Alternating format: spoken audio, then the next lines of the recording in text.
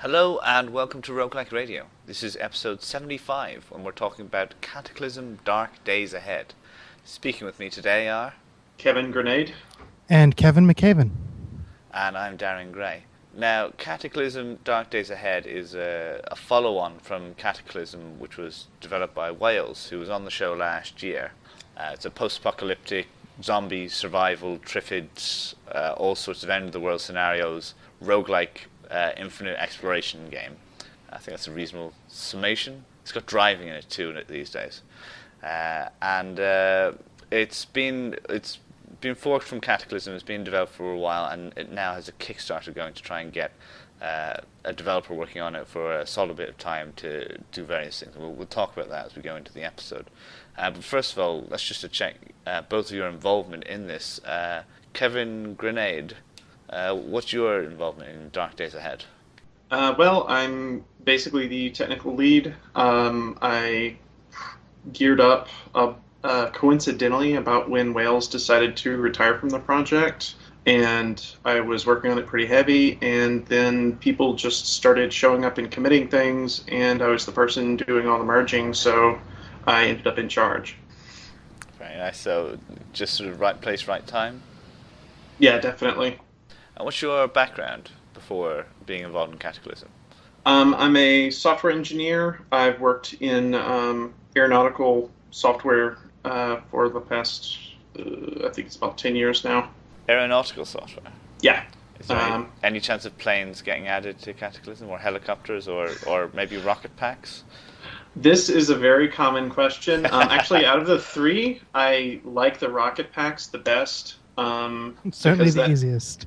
Well, it's a personal device that you would use to, jump and get on top of a building or get away from a horde or something, whereas a plane also is more difficult in the physics department. Also, rocket packs are cool. Yes. So this is another advantage to rocket packs. Okay, and Cataclysm, are you a long-time player of it? To tell the truth, I started playing about a month before I started coding on it. It didn't take me very long to decide there were things I wanted in it, since it was open source, and I wanted a bicycle. So then I was into the code, and I started working on all kinds of other stuff. So not really a long-term player now. I love that as a motivation. I wanted a bicycle. It's a great way to get involved. Okay, other Kevin. Kevin McMahon, is it? McKayven. McKayven, okay. What about yourself? What's your history with the game? I've been playing it for quite a while myself. I still remember back in the days before your character was able to do things like die. Back when, they could reduce you to 0 health, and that was the only negative consequence, that the number would be 0.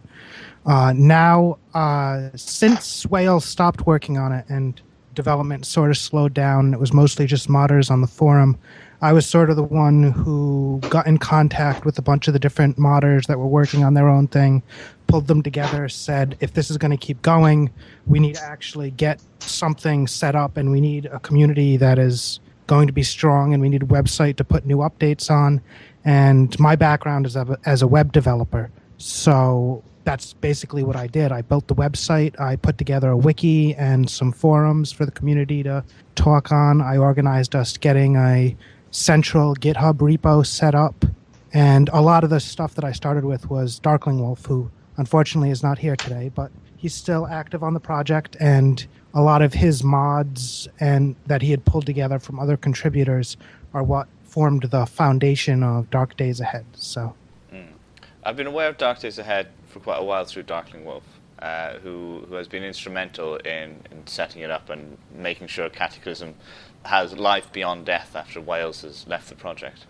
But I'm not sure exactly what his role is. Is he a coder as well in it? Before Kevin sort of took over the repo, well, actually, he didn't take over the repo. We've got several contributors now. We've set it up to a group repo. DarklingWolf was the active maintainer on the repo and was basically sort of a curator, going out and finding a lot of the things that people had added and making sure those all worked nicely together and adding them to what ended up becoming the core of Dark Days Ahead. So, And what's your involvement these days? Mine?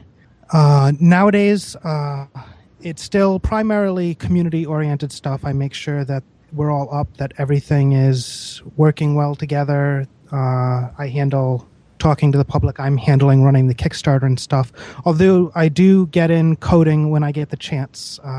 I did a big chunk of the item JSONization project, which was basically to make it so non-coders could add mods to the game, add new items and details on them, which was probably my major contribution in the last couple of months, which was a pretty big project. Okay. But not very shiny or feature based. I also added smokers to the game. Smokers? Yes, the zombie that everybody loves to hate. I've not played that much of Dark Days Ahead, I must admit, compared to the original Cataclysm. Do you want to describe the smokers, what do they do?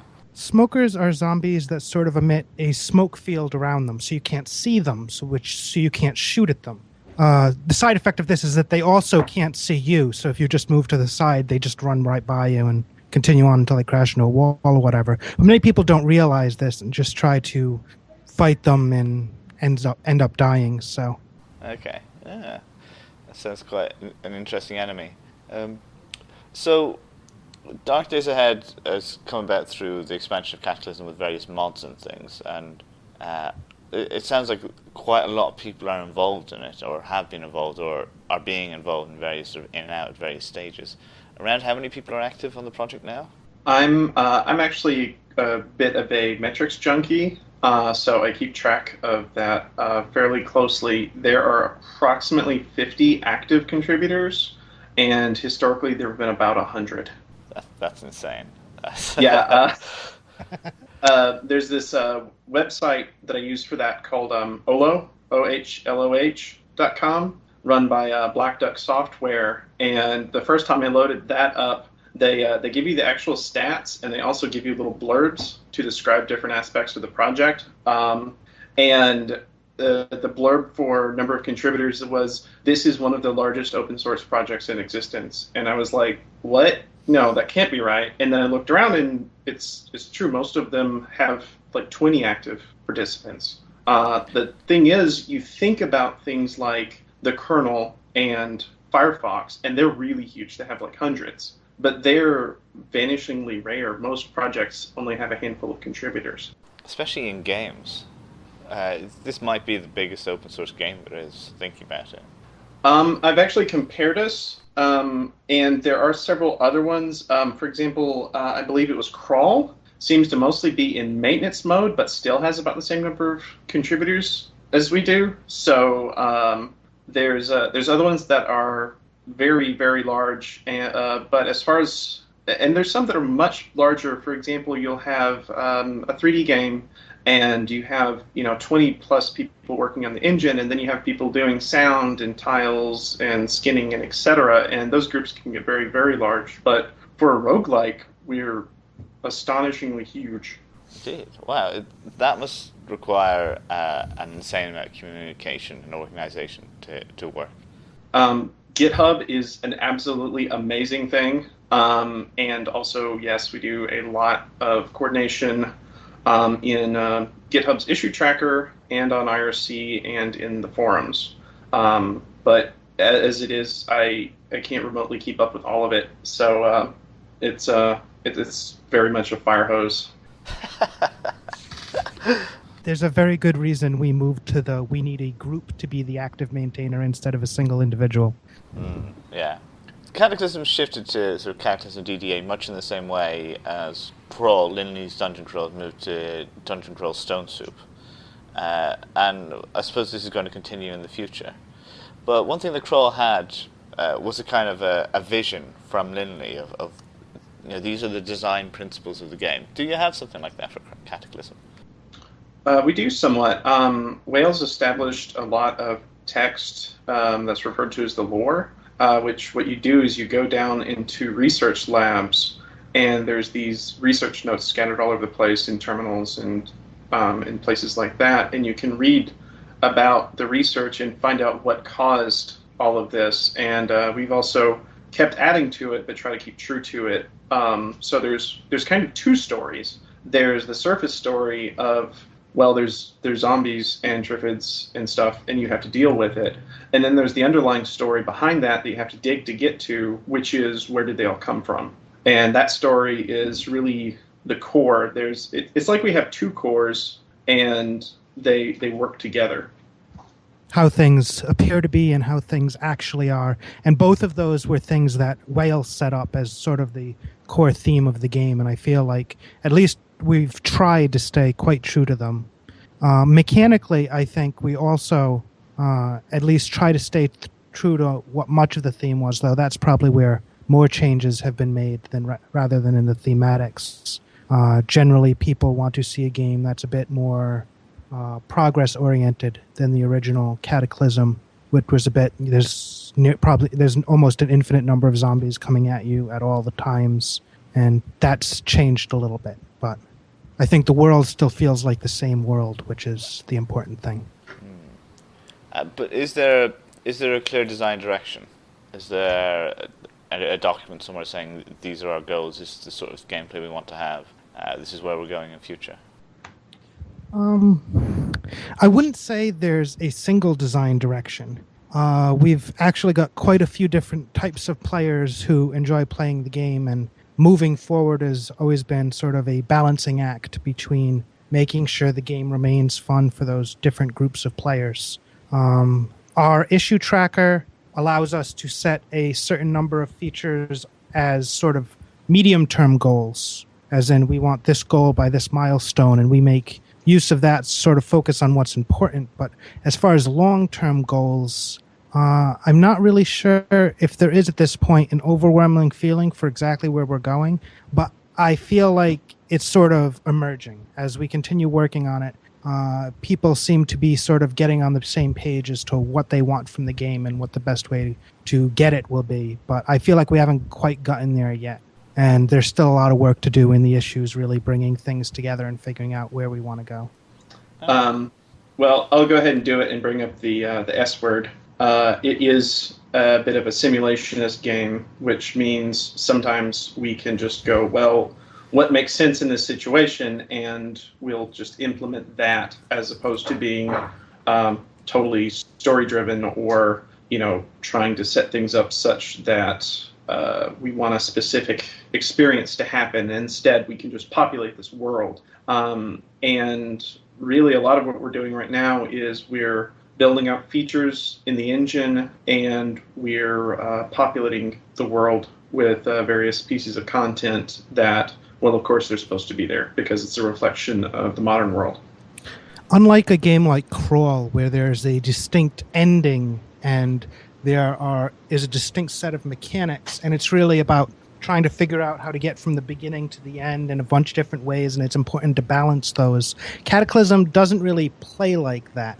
There is no real end goal to the game. It's very open world, do what you want. So a lot of our focus has basically been, what is the best way to give people the ability to have more fun doing what they already do, and adding more stuff for them to discover.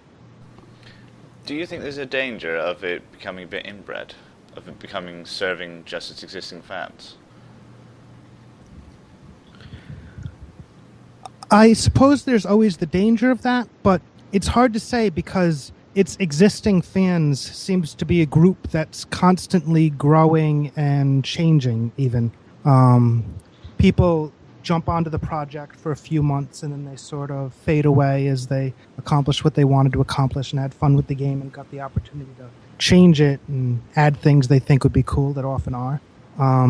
But I think we're really benefiting right now from the fact that we are getting new fans every day. Every month we almost double in numbers from the number of downloads and people visiting the website and forums from the previous month. So I think at that point this isn't much of a danger. I do worry if we start leveling off at the future and we get less infusions of new blood regularly, that might become a problem, but I don't think it is at the moment. Okay. I mostly say that because you talked about the simulationist thing, and I know that a large number of Cataclysm's fans have come from the Dwarf Fortress forum. And I suppose my worry, looking at the game, is if it becomes too much like Dwarf Fortress with reskinned as a post-apocalyptic real-world thing. When I know some of Wales's initial gameplay design things were a little bit less like that. Things like his morale system that he designed were more about the gameplay rather than about the simulation, while still linking in with the simulation. And fans can sometimes be very limited in their imagination in terms of they think about real-world things and simulationist things very easily, but they don't think about the overall gameplay imperative and how the game flows. So just considering the Bay 12 support that you guys have, because I know it is huge, has been a big driver for your fan base. Do you worry about becoming a bit too much like Dwarf Fortress, or being pushed too much in that direction, or is that somewhere you want to go? Well, there's a couple of angles for I guess hostility to new players. One of which is getting up to speed on the game and kind of layering on all these systems that you have to deal with. And we are very aware of not completely overwhelming the player any more than we already are, because it is overwhelming. You pretty much are expected to die several times before you get any kind of grasp on what's happening.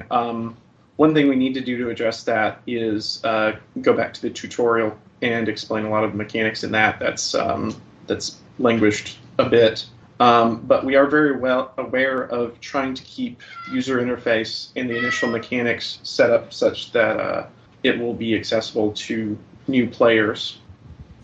And on that, I will say that I think actually of the core developers right now, we've got a pretty good balance between the sort of simulationist people who want things to be as lifelike as possible, and they want 500 different types of guns, all of which take their own ammo and have their own mechanics or use their own skill, and the people who want things very simple and very gamey, and they just want the game to be as much fun to actually play as possible. And there's definitely a dynamic back and forth there. Grenade tends a little bit more towards the simulationist side, and I a little bit more towards the abstract gamey side of things, which I think is good for the game in the end because both sides, both concerns are being addressed.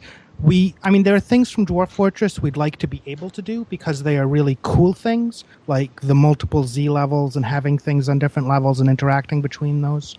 But at least from my point of view, they are things that I want to implement because of the gameplay potential, the amount of fun and interesting stories you could have with that. It's a bit weird to describe Dwarf Fortress, I think, as a perfectly simulation-y game because I tend to think of games like Unreal World as being more of the simulation type. Dwarf Fortress and Toadie's philosophy has always been, to me, about making a game where you can have really great stories come out of it. And I guess the balance in Cataclysm is sort of between a game where you can have really great stories and a game where you can have really challenging but exciting gameplay as well. There is the tension between that, and it's good to hear that you've got differing views in the team and you've got different sort of tensions there. What do you do if you've got people that are one person's dead set on this and another person's dead set against it, or have you had problems? Yeah, I'm sure you have, which is why I'm asking. You're bound to have had problems like this. What do you do? Is there someone that has a final say? Not so much. Really, you're talking to the two main offenders in that kind of thing. Kevin and I have some rather knockdown, drag-out fights on IRC about stuff like this, but we always come to some kind of consensus. It really mostly boils down to me, but I'm very, very loath to throw my weight around like that. Ultimately, if it comes down to no one can agree on whether or not this is going to go in, it's going to be Grenade's call. But I don't think he pushes that.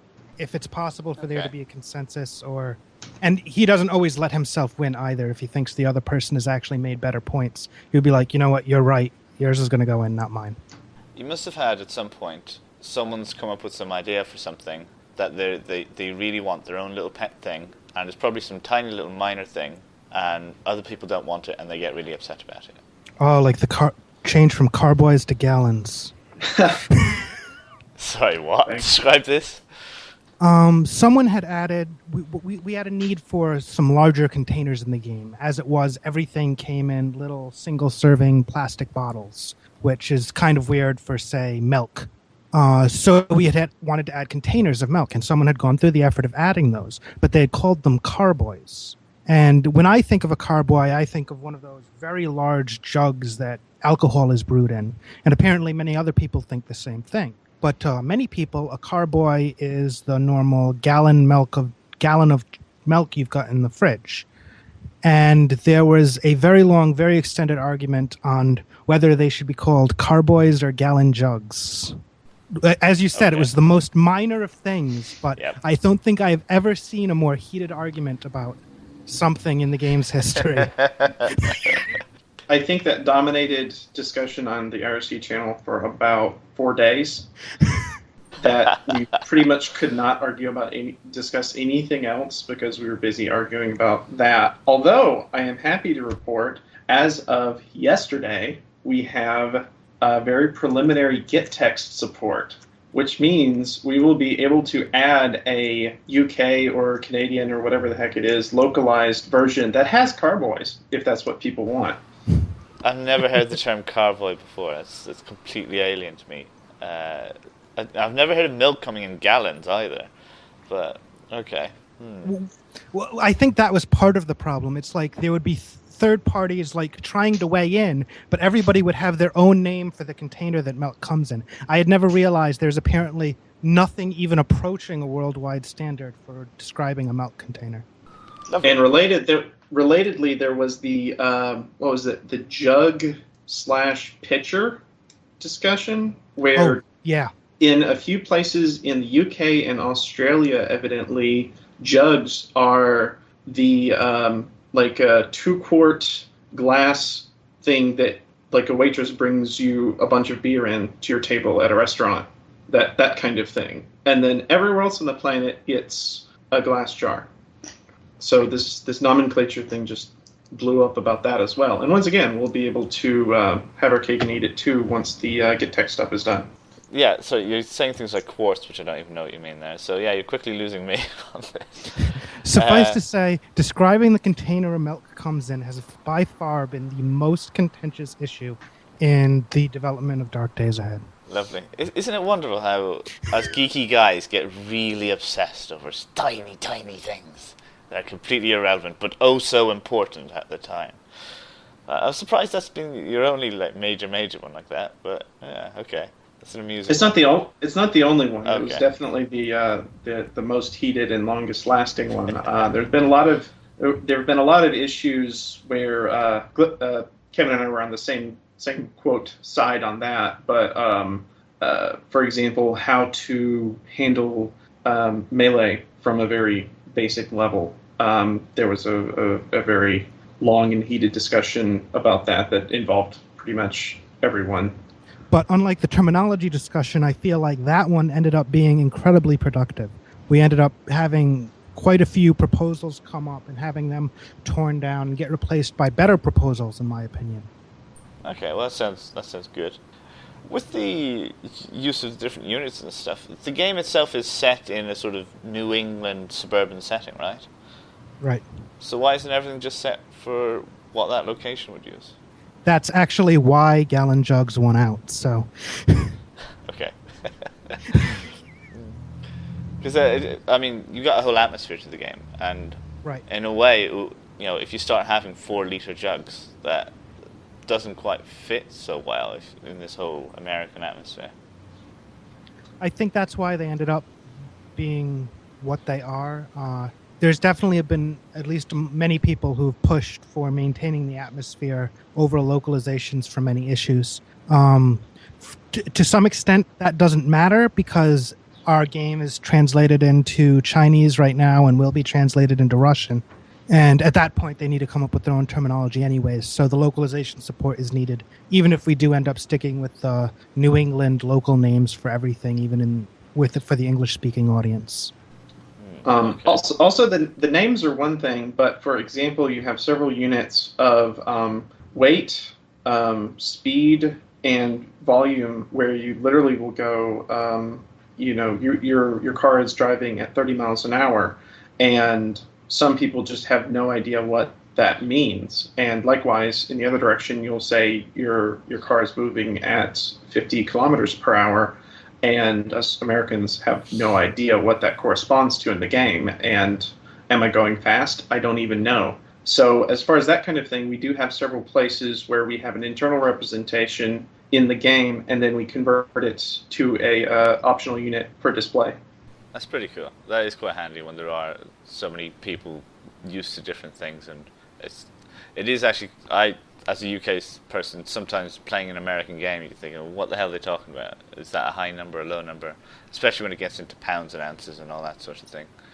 So I'm sure there's a lot of people who would appreciate that. I've not heard of that actually in any other roguelike, or even, I'm not sure I've heard of that in any other game, the customization of units to the local area. We can't actually take credit for that. That was in place, Wales put it in, and we just kept going with the same thing. We might have extended it to something else, but in general, that's keeping on with the original. Very nice. So what's changed since the original Cataclysm? What have been the big changes that are really noticeable? One thing that was a huge change that we insisted for a very long time, this will take forever, and we just don't think it's going to happen, and it's going to break everything if we try, and then someone came along and did it in about a week, was Wales had a limit of either 12 by 12 or 24 by 24, I don't recall, tiles that you could see around you in the game. And the reason was so that there was no difference between playing on a netbook and playing on a large monitor. And this developer that went by Burnzes came along and just went, this is terrible. I'm just going to dive into this. And he just dove in and abstracted out all the stuff. There were these set of variables in the game that were just used for everything. And he made a second set of variables and was able to separate the two out so that you could then just configure how big the screen was going to be. So now you can full screen it, and if you have a big enough monitor, you can display on the screen as far as the player can see. And that was an absolutely huge thing, because that was really something that everyone that had been playing Cataclysm for a while kind of got used to it, but it really, you couldn't see very far. You would literally have to scroll around to see enemies that you were engaging in, even in combat. So that's probably the single biggest thing. I think the change to the spawn mechanics is probably the first change that most people would notice, because that's been changed quite a bit as well, and the game actually plays completely differently because of that. Yeah, that's true. I might discount that because I wrote that part. But there's that. The old system, when you would be walking around, it would spawn a kind of encounter group of enemies in front of you in the direction you were walking, and it would do so technically within your sight range. But what happened is, due to the view size being constricted, you couldn't see them when they spawned. So at least they wouldn't pop. And then the view size got expanded, so you would see them pop. And this got very, very irritating to me, because you're in the apocalypse and you're walking around carefully, but you're still getting ambushed all the time. And that, to me, was just not the play style. It's like there's an overwhelming horde. You can't overcome them by yourself, but you don't get, if you're careful, you don't get ambushed by them all the time, which is what was happening. So I went in and I actually changed the spawn such that all of the zombies, at least, spawn with their city. So there's a fixed number of zombies that spawn at the very beginning. Now, of course, in order to keep this from becoming a pushover, it meant there were a lot of zombies spawning right at the beginning, whereas previously there would be 0 zombies at the beginning. And that was a very big surprise to people, because the dominant early game style would be sprint into the nearest town and loot several stores before the spawns happened. And there are already several thousand zombies between you and the store you're sprinting for, that strategy doesn't work so well. Yeah. I think from the point of the gameplay perspective, the real reason this change was made is because a lot of players had, and I agreed with this, is that there wasn't really a sense of progress moving through the game dealing with the zombies. You literally created zombies by making noise. Making noise made zombies. That's how it worked previously. And now it actually feels like you can actually make progress in the world by clearing out a section of the city, building a safe house, and being fairly sure that if you cough too loudly, a zombie's not going to spawn in your closet. Yeah, okay. that can be a nuisance, can't it? Okay. Is there still the online mode, the server mode for it? You can still totally do that. I don't recall what the URL is, but I believe there is a active server running with a fairly recent version of the game running on it. Because what was always cool before about the server version is that you kind of had this shared world with other players. So you'd be exploring, you'd be able to find other players' corpses, find buildings they'd ransacked and things, and you had a changing environment as you played across the week, and then it would get reset. Does that still happen? I haven't played the online version recently myself. I did read the forum posts on it. People seem to be enjoying it. People have also been doing Let's Plays of the game in the Dwarf Fortress tradition, where they'll make a world, play through it, and then post it for other people to play through if they want to, and sort of building a multi-character arc that works through those. So, yeah, I mean, I think mechanically it still plays fairly similar. Some of the problems that it had in the Wales version, namely, after a world had been played for a little while, everything would be looted and everything would be dead, are sort of exacerbated by the static spawn issue, because now everything will be looted and everything will be dead sooner. But ultimately, you can still just go, take a car, drive on the road, out a few dozen screens, and you'll find some place that no one's been before. So, yeah, because whenever I talk with people about Cataclysm, because it's something that I bring up in conversation, something about multiplayer games, about the need to have sort of more innovative multiplayer games, and the online mode for Cataclysm is something that people get very excited about when they hear about it, but then they see screenshots and they think, oh, I'm not touching that, because people don't like ASCII graphics so much. But it is really cool, this whole shared universe thing, that your actions will get seen by other people, but just not directly. Right. And there's a lot more could be played with that, and on a game set up deliberately for it. But it's very, very cool that Cataclysm has this side effect of producing this. I think it's something we sort of want to expand on at least a little bit at some point. I know Crawl has done something similar with the ability to encounter other players' ghosts now as you go through the game. I think the ability to have some sort of remote server where we can store players' maps that you can download and play through a world where someone else has already been would be a great addition to the game, and not technically all that difficult in its most base form, which would be just giving people the option to upload their games. And it's probably something I'm going to be working on in the next couple of months. To me, it's more the idea of there's a live world out there changing all the time, and every time you come back, it's changed somehow because of other players have been in it, and you don't see their changes. But yes, I suppose that wouldn't exactly be true for a one-off download. Yeah. Although obviously people do like the whole look at this interesting world that I found, this interesting seed, etc. That's always popular in different games. But the idea of what Wales called the massively single-player online game, which Cataclysm can be, it's a really cool idea, and it's something that I think should be promoted about the game more. It's a cool feature that a lot of people really like. It's a good point. I should at least make sure that I've got a link to that server mode on the front page, which I don't think I do right now. I'm pretty sure I brought it up in a news announcement and then didn't ever actually add a permanent link to it, and I probably should. And if you do make a graphical version, then there will then be the challenge of having some sort of web tile system, a bit like Crawl has, if you want to go down that route.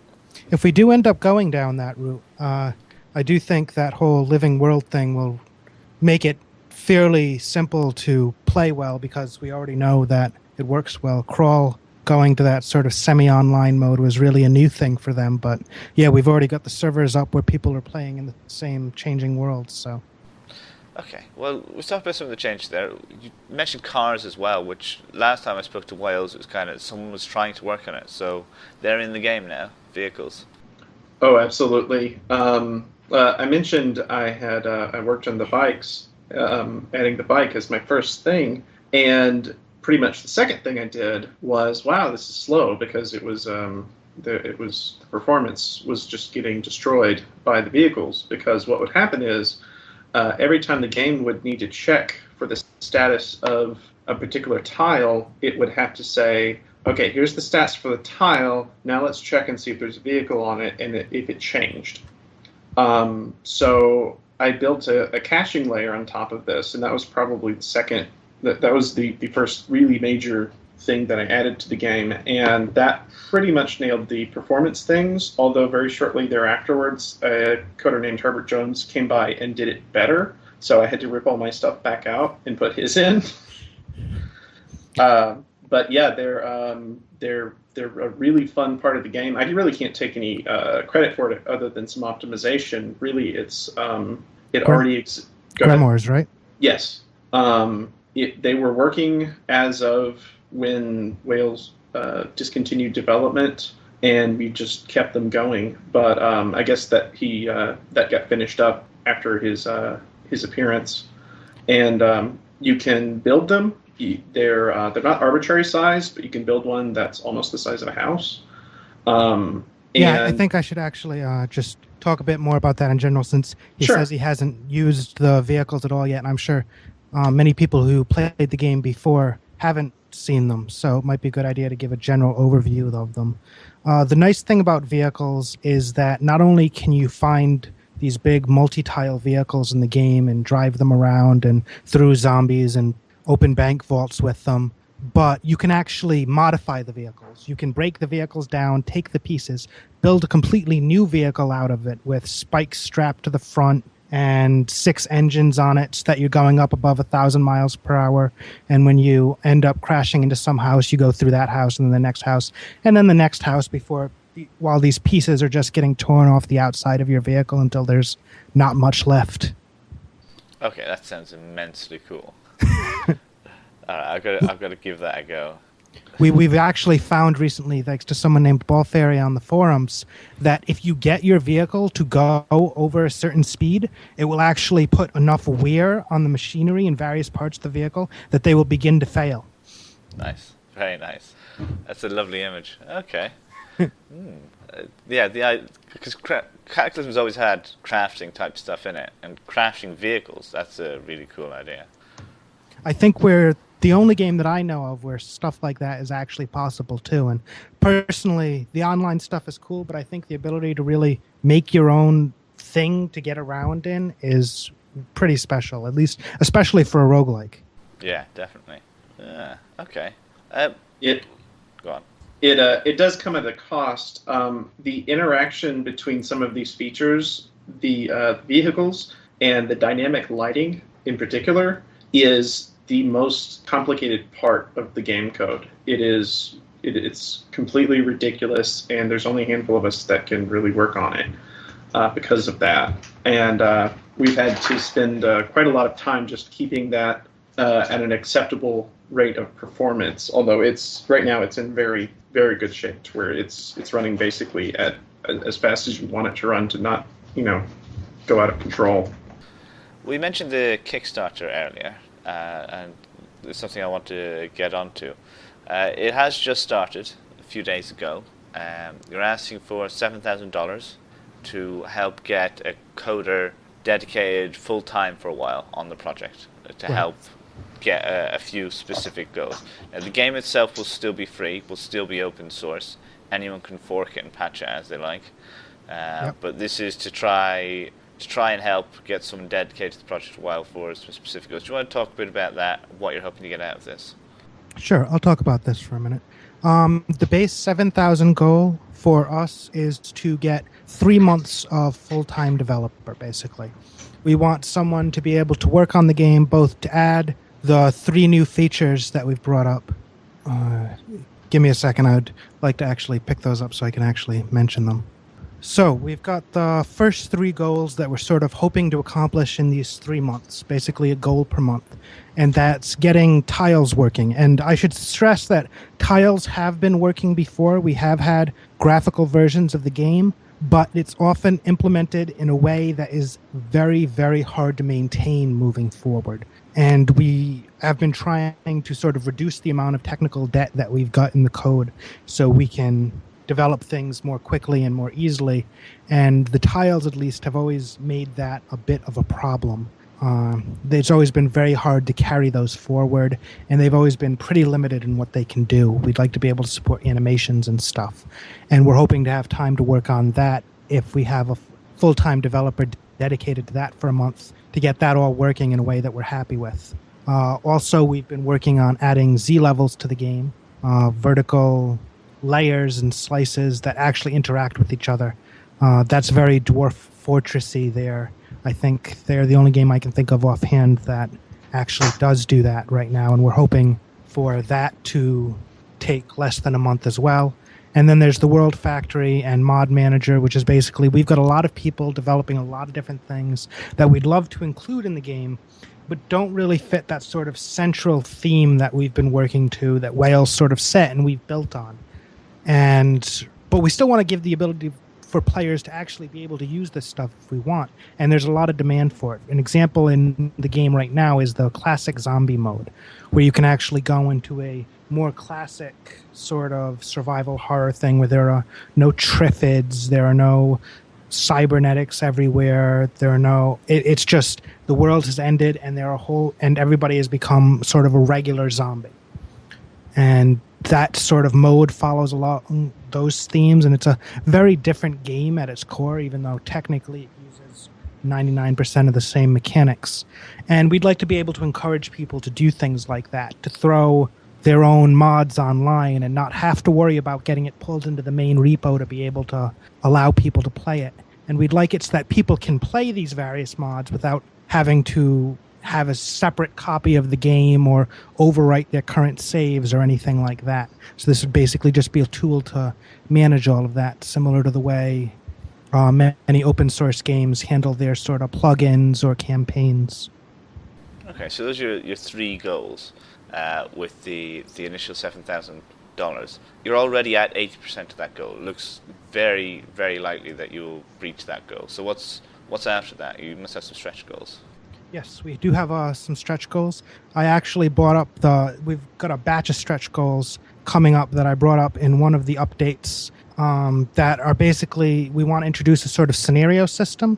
If you've played Unreal World, there's a scenario system at the beginning where you sort of describe the situation that your character starts in, and that might determine where you are and what you have on you, and maybe give you a bit of boost to skills, maybe have an NPC that's dying nearby with a bit of story to deliver to you before he passes away. And we'd like to be able to set up a sort of system like that where you can not just create your character, but you don't always start in the evac shelter under pretty much identical circumstances, the same number of days into it. We'd want a bunch of variety, a bunch of different options in there. The basic option there is starting as a clone that's broken out of one of the clone vats deep in the laboratory. And we'd like to be able to tie this into actually allowing the player to sort of discover scenarios as they progress in the game, although we aren't sure exactly what form that will take yet. But for the clone lab, for example, the first time you stumble across a clone lab and activate the machines that power the lab, then you sort of unlock that scenario option. Or you could just, go to that folder and move it over to your mods folder and play it right away. It's not something that's going to be very hard to get around. Just another thing to give the players a sense of progress, like they're actually accomplishing something, even though everything's really open to them from the beginning if they dive into the code a little bit. Yeah, Tome 4 has a similar thing. It's got lots of class unlocks, but if you want to just go into the code, edit one file, you've got them all. But a lot of people do like the idea that they might die this game, but they'll have unlocked a few things and they feel like they've achieved something. And I can see that working well with Cataclysm. Obviously, we don't want to go too far on that end and make it feel too gamey. We want it to be thematic, but I think this scenario system is a good balance between giving the player new stories to experience rather than powering them up or anything explicitly. Some of the other stretch goals is we have a stealth system and sort of darkness rewrite that we've got sketched out that we want planned. So right now there's sort of a hard cutoff at the edge of the character's vision, and everything within that you can always see and identify 100%, and everything outside of that you can't see at all. Right now, zombies can't actually see as far as people, so you know that if you can see a zombie, as long as you haven't moved closer, you're perfectly safe, and you don't need to worry about it in the slightest, because he can't see you. We'd like to make that a little bit less guaranteed, and to make things like actually sneaking around a possibility.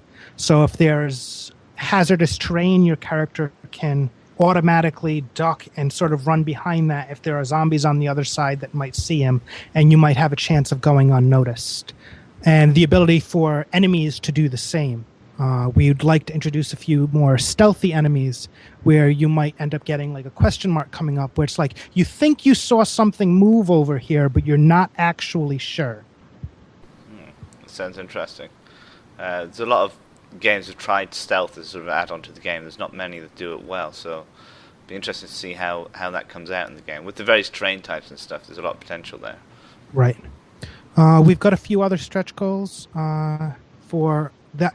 I will be posting some changes to the description soon to spell out explicitly the level we'll be unlocking each of these stretch goals, but we have monster infighting that we'd like to do, which will involve some changes to the AI logic, so the giant ants will eat the zombies that are nearby and things like that. We've got an item and inventory rewrite that we've been actually working on for a while, but we can never really just get enough. The game itself seems to change so quickly that it's hard for someone to dedicate enough time to rewrite a core system like that without having to spend half of their time making it up to date with the changes other people have made. So having a dedicated person will really allow us to change that. I know the item system, especially the item limit, you can only carry a certain number of items right now, has been something that's bugged people for a long time. So getting that fixed would be wonderful.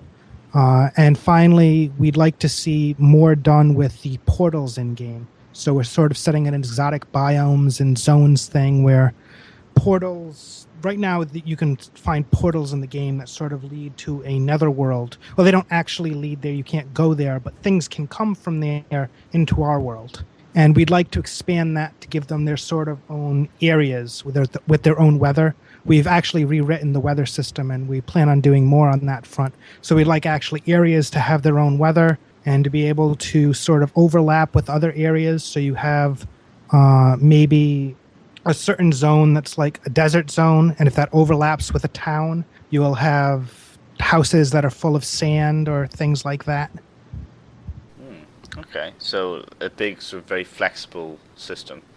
Right. That's definitely one of the harder ones on the list. We've actually got a month and a half dedicated to that if we do get that stretch goal-wise. Each of the stretch goals will be adding time as well as a feature obligation. So our first batch of stretch goals will get us up to 6 months.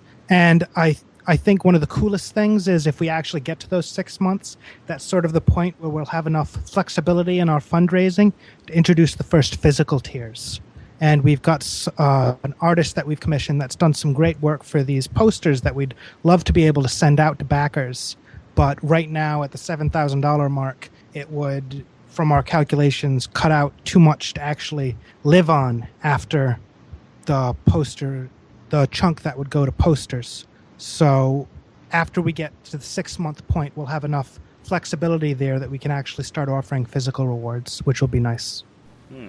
Is there that much demand for physical rewards? From what people have said, people would love to have physical rewards. I'm not sure exactly how much demand there is. Getting good information about demand levels is difficult, which is why we're not risking it right now, to be honest. I will say, from having looked at other Kickstarters, you do get some people very vocally wanting them, but many people will end up with physical rewards that they never wanted in the first place, and the money was wasted ever making them for them. And you do have to be careful that you don't end up spoiling a chunk of the Kickstarter money on something that the fans don't, the majority of the fans don't actually care about. Right.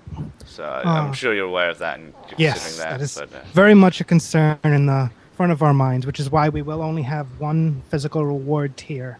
And if you want physical rewards, that is the tier that you would go for. So what I've seen some Kickstarters do is add-ons, as in you've got your tier, and if you want this extra thing, pledge an extra $15, and then at the end of the Kickstarter, we'll kind of sort it out with everyone who pledged $15 above their tier and make sure they get the physical reward. That might be a good way to do it. We still do. I'm sure we've got some time before we reach 6 months worth of stretch goals. So it's definitely something I'll look into. It's not too late to make changes like that. So. Yeah. Look in particular at the Elite Dangerous Kickstarter, which did that with a range of options. It was all kind of add-on based. But because there is a big danger with these products that you end up, you've seen the results of some Kickstarters where they end up losing most of their money on physical rewards. Right. It's a terrible shame when people put out the money and then find that it's just gone wasted and think, well, what was the point of the whole process? We've helped fund some printer somewhere. Right. We've tried to be very careful with the rewards that we've offered, which is why there are no physical rewards right now, to make sure that if we introduce a physical reward, that we will not be losing money by doing so. Yeah. Okay, cool. Now, you said about 3 months, 6 months. That, let's be explicit here, that's to pay for a coder to work for full-time for that period of time. Right, that's correct. And you've got a couple of options coder-wise for that, I believe. Right. It's probably worth really making this explicit. This is an open-source project. You're doing a lot of this stuff anyway. So what is the motivation then to get some money, to get someone working full-time for a short amount of time? What does this achieve that you're not already achieving? Well, primarily, this isn't achieving things that we wouldn't be able to do anyways, but it's allowing someone to do those much, much faster, meaning we can move on to a lot of the other stuff we want to work on. Sometimes I look at the feature list and I'm like, wow, we've got 50 active contributors, and I still don't think we're going to be able to get to most of this, just because a lot of them only add one or two things. Even myself, I mean, adding a few features a month or fixing a few bugs will take up most of the spare time I can dedicate to the game. I don't know how Grenade manages to do what he does. I think he's some sort of robot machine that doesn't sleep. And even he's got a limit on what he can do. So being able to have someone dedicated full-time, and not just to developing the features. The features are nice. They are a great selling point. They are things we want in the game. But we are dedicating a month to each feature. And I'm hoping that they don't actually take a month. And the rest of that time will go towards polishing things, making sure that long-standing bugs that are really hard to fix are actually fixed, because there's someone who doesn't have a choice as to what they're going to be working on right now. Because there's some bugs in the game where it's just like, if I have a choice, this is not what I'm going to be working on. I will work on something else. Yeah, this is the thing. You've got 50 volunteer developers, but they're all going to do what they enjoy doing, and that's not necessarily hunting down some bug for a week, because some of this stuff is hard work, and the fact that it is work means it's not what people want to do in their spare time. Right.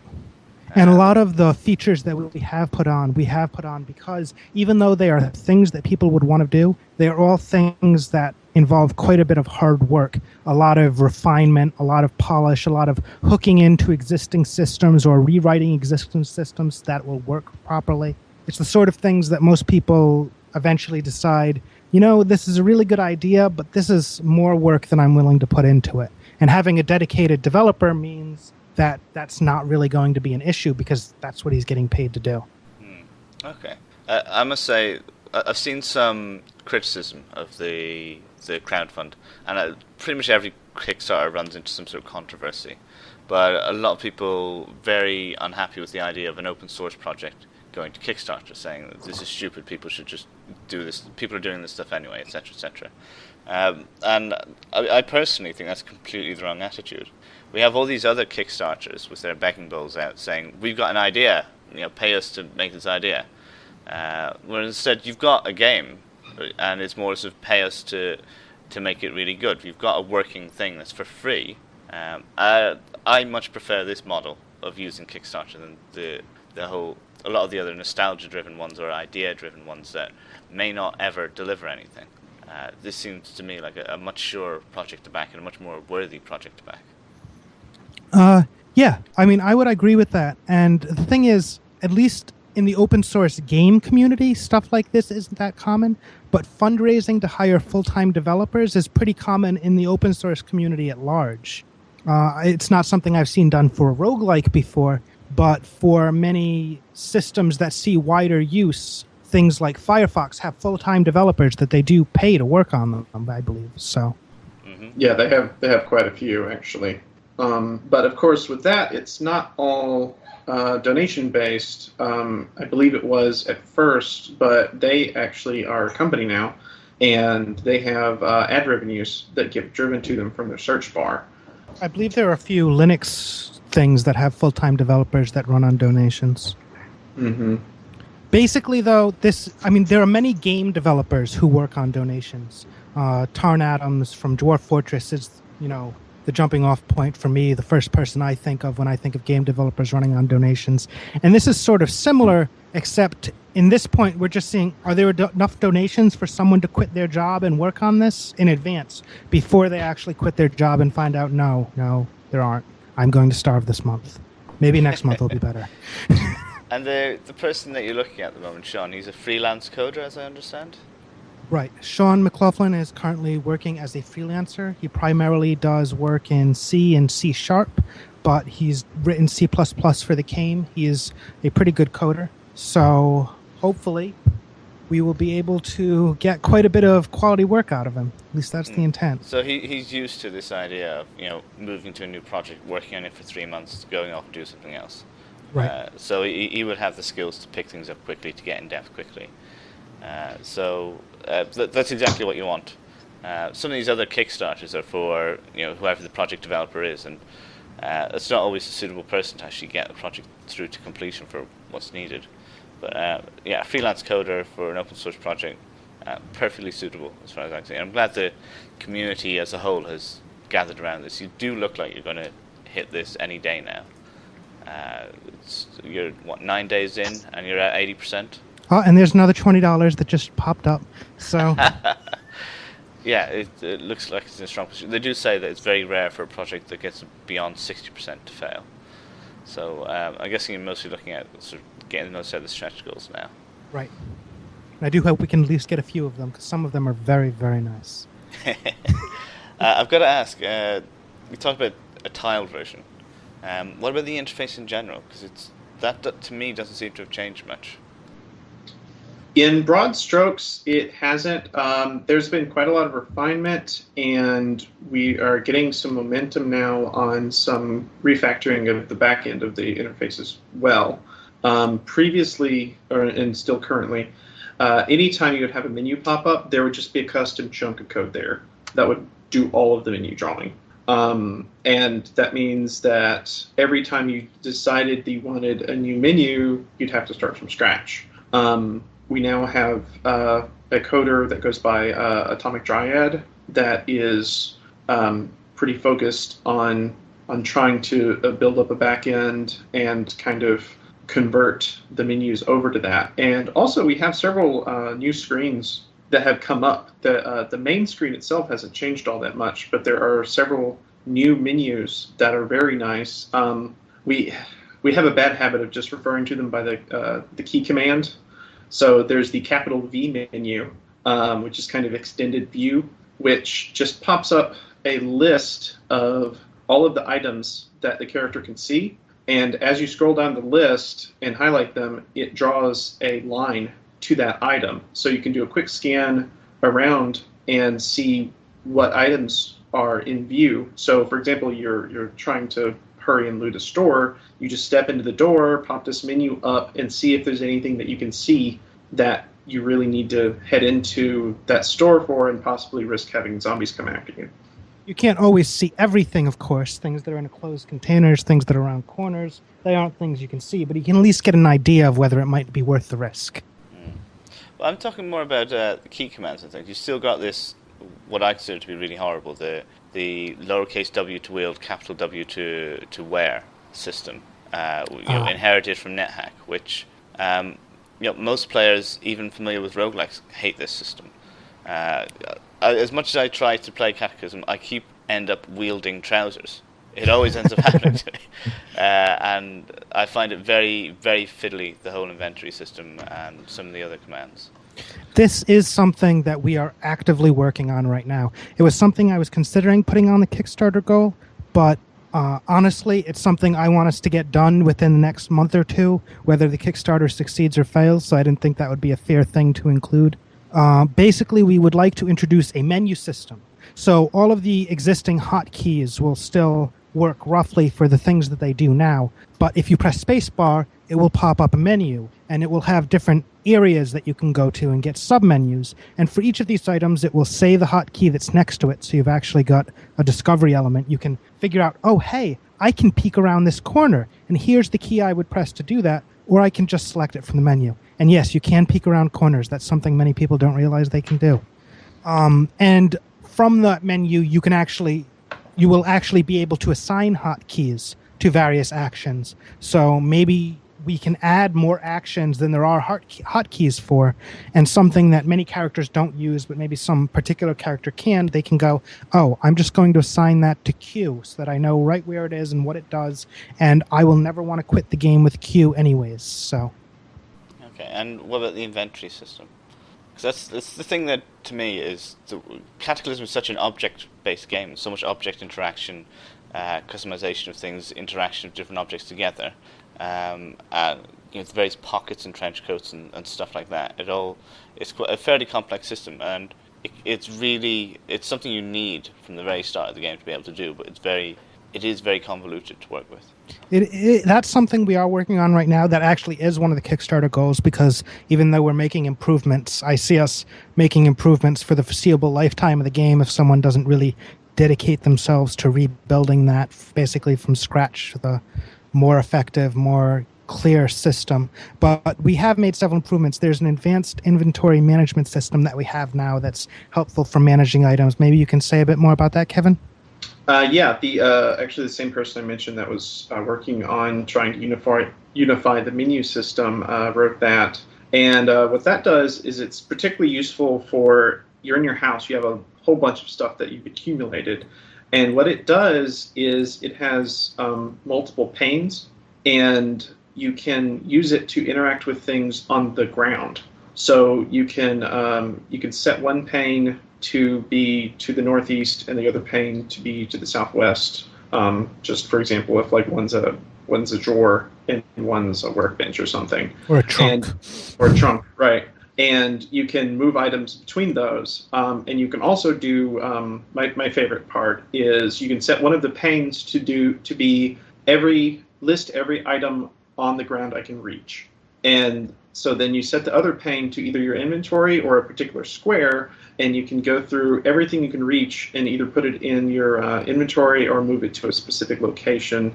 That's good for kind of marshaling items. People do end up accumulating a lot of stuff and end up doing things like I had this one loadout that uses that I have a very heavy gun when I need to go fight big monsters, but I have a limited amount of ammunition for it, and then I have this other loadout that has a smaller gun that I carry all the time, and you want to keep those separate. So it really helps with that kind of thing. And it doesn't solve all of the problems with the inventory. The basic inventory interface is still the same, but in part I think that's because it's a lot easier to add new things than to change some of the things that exist as they are. Yeah, and this is kind of what I was coming back to with earlier when I was saying about serving existing players. Existing players go through the whole trial of getting to know the interface, and then they don't like it when anything changes in the interface. And I wonder if you're trying to make a graphical version, I think that interface is going to be even more jarring to anyone trying to come to the game when you've got a nicer look and feel to the game. I agree. I think as part of the graphical changes, at least some basic reworking of the interface will be needed. But I meant it's difficult to change the current interface, not from a people are attached to it level, because I don't think anyone is attached to the current user interface for item management, but rather from a more technical level, the way it actually works mechanically. Well, you say no one's attached to it currently, but I remember I complained to Wales about it a long time back, and he said he didn't care. He liked it as it was. So I would dearly love to see it improved. And I know many other players would too. a common complaint I've heard with Cataclysm is it keeps wearing down their shift key. There's so many commands assigned to shift something, which is really painful to play when you got a lot of those sorts of commands. Especially since we've got an Android version right now. That's definitely something we want to work on improving a little bit. Android version? Ooh, I didn't know about this. It's a work in progress right now. uTunnels on the forum has been hard at work porting the game to Android. It does actually work on Android right now, which is pretty incredible, although there are a few gotchas, and it can be fairly painful to play considering the interface isn't exactly geared towards an Android system, but it does work on his phone, so... Interesting. Yeah, that does sound like something that would be very hard to really get running well. Well, I've played it as far as I've been able to tell. It runs flawlessly. The only issue I've run across is that it is nearly impossible to play on an on-screen keyboard.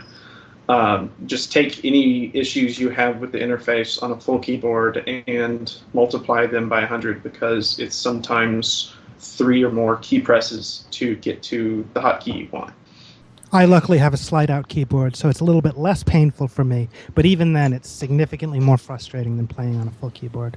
Because especially a lot of the kind of the symbols and the shifts and things like that are, it's not set up for that easily on a touchscreen.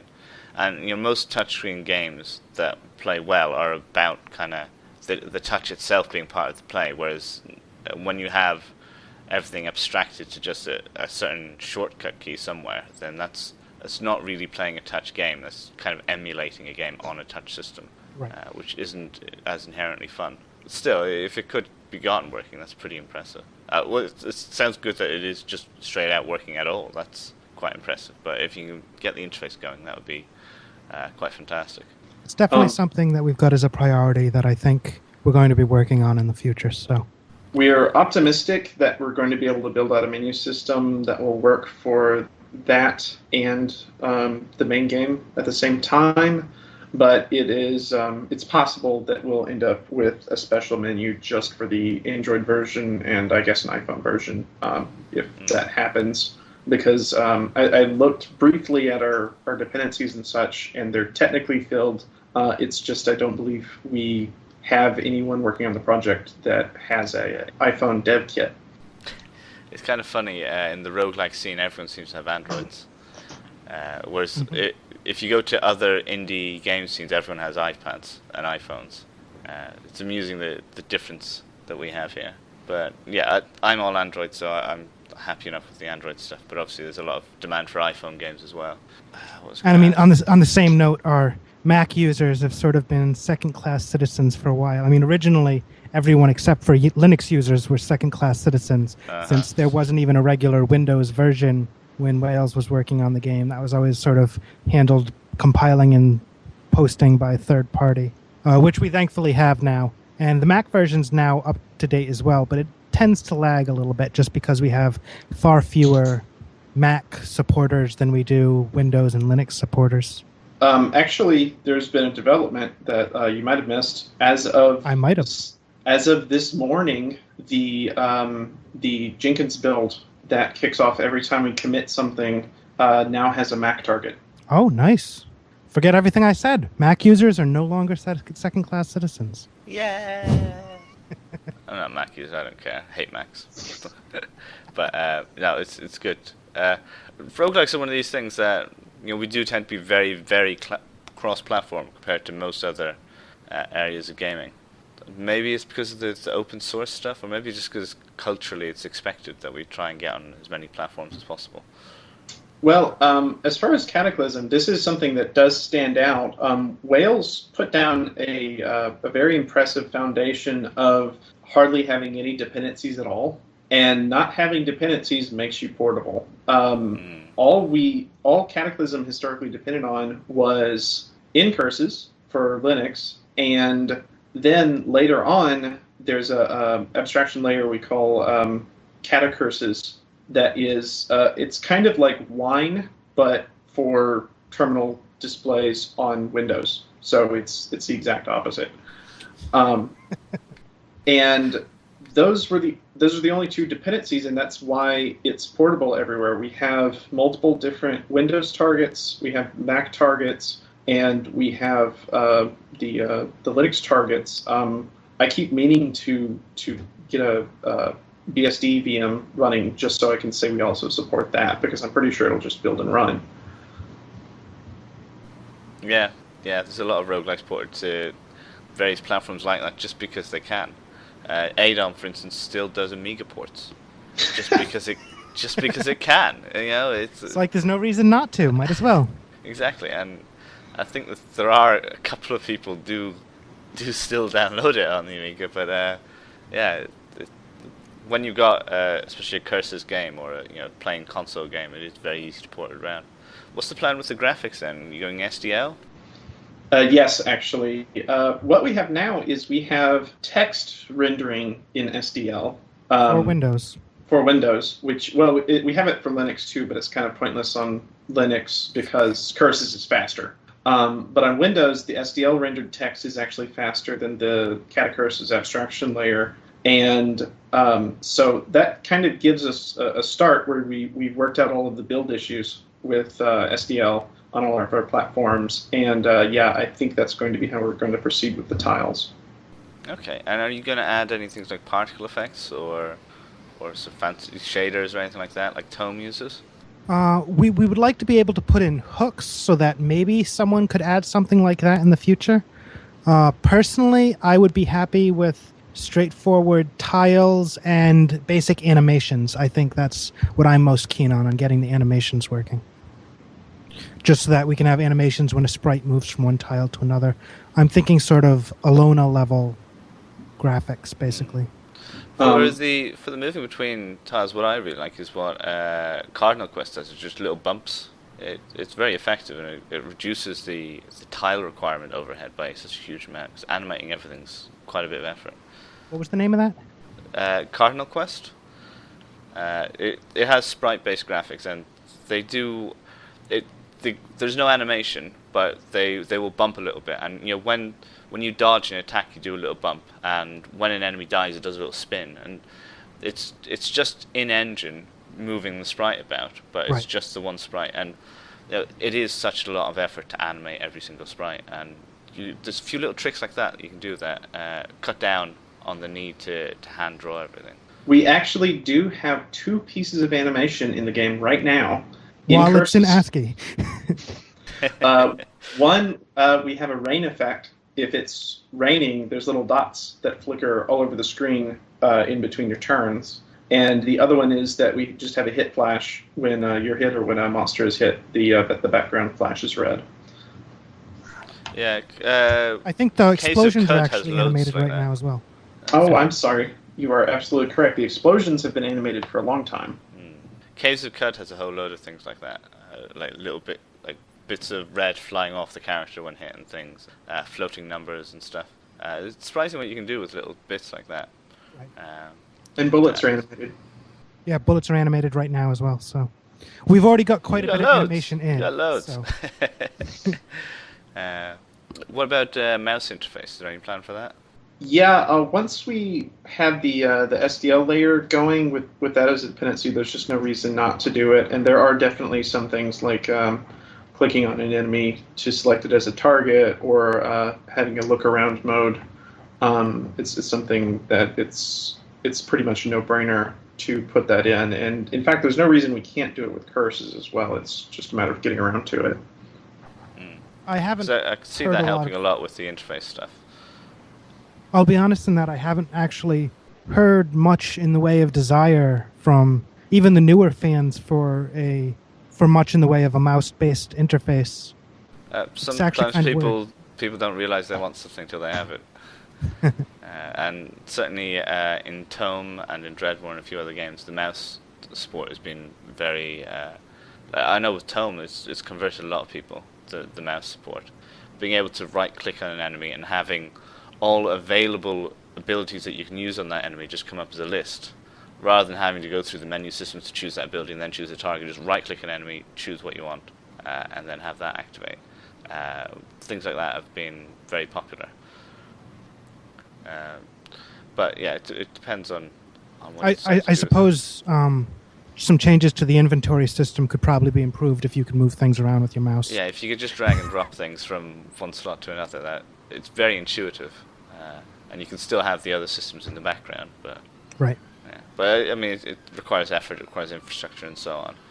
It's something we have planned, but just not something that's been asked for a lot. So it's probably not the highest priority. Mm-hmm. I just wonder if when you're going towards a graphical system, you are going to pull in people. And sometimes, the people you never hear from are the people that want these sorts of things. People that try it out can't, they don't get anywhere. So they go away, and you never get feedback from them. My brother's one of those people, so I'm pretty familiar with that. He's like, I love your game, it sounds so great, but I'm not going to play this. Tell me when you get graphics. But interface stuff especially, the only people you get feedback from are the people that actually manage to get into the game and play it. And once they get past that interface hurdle, you're not going to hear about that so much. Well, the fact that we are still hearing about interface hurdles, it's probably a sign that we shows you have some serious issues. Especially considering, you do get a lot of Dwarf Fortress players in Cataclysm. If they're complaining about the interface, ooh. So, long term, where would you guys like to see this project going? You've called it an alpha. Where do you see it progressing beyond an alpha and into something that you can say is, it's a very playable game already, but where would you see a version 1, for instance? Yeah, probably actually we did discuss this about a week or two ago. I believe we put the first 3 goals on the Kickstarter as being a good point to call it a 1.0. So that's the above ground Z levels and tiles and the module manager. There is sort of one more item beyond that we sort of agreed is something we wanted working and functional for a 1.0. It wasn't something we were sure we could get working and functional, but we really want to redo much of the NPC system. The NPCs right now are a bit limited and still broken in many ways. We fixed a lot of bugs related to NPCs, but there are still some that remain. And I think getting them working at least reliably at a fairly basic level, especially for all the new missions and NPC-related features that have been added, will be pretty important for a 1.0 version. Right now, that's a section that we still need to do quite a bit of work on to get to a level where we're happy with it. Okay. And about how many players do you have these days? Kevin, you're the one who knows the numbers usually. Well, on hand. I know the development numbers. The problem is I'm not hooked up to the website that things are downloaded from. And in fact, as of the most recent release, we have a Jenkins build bot, and a lot of people download experimental builds from that are just cycling through, and we actually have no numbers on that whatsoever. So I know we have, all I know is we have a lot of people on the forums and quite a lot of people on IRC, and you have to just extrapolate from that to how many people are on IRC in the forums versus how many people are going to play and not bother. Basically, there's an issue counting numbers when you release a new version every night. You can count the number of downloads you have, but how many of those are just people re-downloading it because their last character died, and why not use the newest version? Okay. Alright, so you got no idea. Last I checked with the numbers, we were getting at least 6,000 downloads a month. So I'm assuming it's more than that. And you've got a few hundred people backing a Kickstarter so far. Right. And that's obviously increasing as we speak. Have you had much outside attention to the Kickstarter? What do you mean by outside attention? As in from outside the regular Cataclysm fan base? We actually got contacted about doing an interview with Jace Hall, the Jace Hall show, which sort of came out of nowhere, and I'm not really sure how they heard about it, but they contacted us about it. And obviously, you're talking to us now, which is something that we did not initiate, but you contacted us about that as well. So we're apparently... What? I've got an interest in roguelike projects. Right. So, I mean, we've definitely seemed to have been getting some amount of attention outside of what I would call our traditional fan base. But also the numbers that we do have available have all been increasing every month anyways. So it's hard to say how much the Kickstarter has sort of expanded our reach into attracting the attention of people who weren't already following the game or would have been by this point already. Very subjectively, I noticed a influx of people on both IRC and the forums shortly after the Kickstarter started. And in fact, I also noticed the influx of people on GitHub. This is the great thing about doing an open source project is we'll just be puttering along, and I'll get a pull request from someone I don't know who, and it's like I fixed this bug just out of nowhere, no coordination, no nothing other than the fact that we filed an issue for it, and I just have a pull request, and all I have to do is check it and pull it in and build it, test it, and if it works out, it's done. The bug is gone now, and got an influx of that right after the Kickstarter. Very nice, very nice. Have you tried approaching Rock Paper Shotgun, Eurogamer, any places like that? I've sent out a few emails. I haven't heard back. There's still time, I'm hoping. Fingers are crossed. But you should email Adam Smith of Rock Paper Shotgun in particular. Okay. He's got a particular interest in roguelike projects. Definitely email him. We'll try and get his attention. Okay, thanks. All right, well, I think I'll wrap it up there. Have you got any final points, guys? Kevin, anything? No, I'm drawing a blank right now. I would actually so cut the hawing, of course. But I would like to thank everyone that's contributing in any way. We have an amazing community that stays incredibly civil on the forums and people on IRC, and they make very valuable contributions constantly to just, be it reporting bugs or, coming with features or helping each other work out technical issues. And then all of our developers, I transitioned from running the project to kind of writing the project, and now I'm kind of behind the project on the ground being drug along. And it's just, there's all of these amazing contributions coming in that far outweigh what I can put into it. And I just want to thank everybody for that. Yeah, I do want to say that, even if the Kickstarter had failed, and it doesn't look like it's going to fail at this point, but even if it does, I am not worried at all about the future of Cataclysm. I am pretty sure the game is just going to keep getting better every day, no matter what happens. I don't think there's anything we can even really do about it at that point. In addition to all the active contributors, I'd like to put a note to thank everyone who has contributed in the past. I mean, obviously, most of the code is still Wales. We've sort of taken over the project and we're trying to move it forward, but we wouldn't be where we are right now without all of the amazing work that he's done. And all of the other coders that have contributed such core components to the games. I mean, the vehicle stuff, like I had mentioned before, is stuff that we did not introduce to the game. Vehicles were there when we took it over. I mean, I was there before vehicles were in, I was there after vehicles were in, but I wasn't an active contributor until all of this groundwork had already been laid. And we owe an amazing debt of gratitude to the people that have put all that work into the game. So, very good. Yeah, I know Wales has given the project his blessing. I know some of the people that have worked on it in the past as well have said about how they want to see it succeed as well. So for anyone listening, we've got a link to the Kickstarter below. Do check it out. It's actually a very entertaining Kickstarter page. There's a lot of funny cartoons on there. And who is in the video, I must ask? That's me. Being chased by a zombie. Very nice. I play every role in the video except for the zombie. Right. Okay. So do check that out. This game is free and open source. It will remain free and open source, but if you pledge to help out, then obviously you can help make this game better. And it's a really unique, amazing project. I've been interested in this from the early days that Wales has been developing it. It's really good to see that you guys have kept it on, that all 50 to 100 of you have kept this going on. It's a fantastic sort of statement for open source development, how this has continued and how this has flourished. So my thanks to you guys for keeping this up and doing such good work with it, especially on the organizational side and keeping angry heads apart and such. It must be quite a challenge. Thanks for taking the opportunity to talk to us too. No, it's been good fun.